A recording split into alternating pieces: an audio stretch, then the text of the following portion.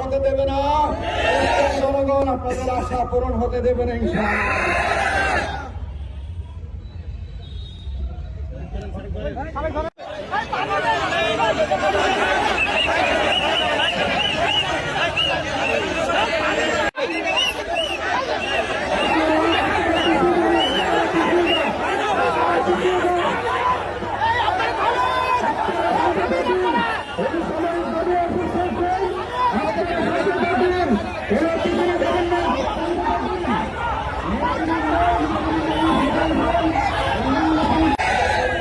হতে দেবে না, জনগণ আপনাদের আশা পূরণ হতে দেবে না ইনশাআল্লাহ।